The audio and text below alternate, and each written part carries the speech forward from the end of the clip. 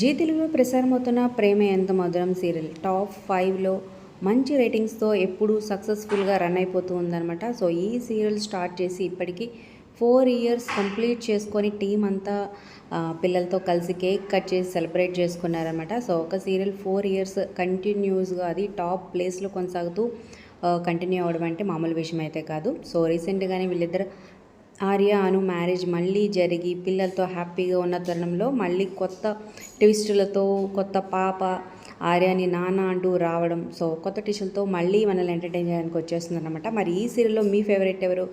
అలాగే టీంకి అందరికీ కంగ్రాచులేషన్స్ కమెంట్స్ రూపంలో తప్పకుండా తెలియచేయండి.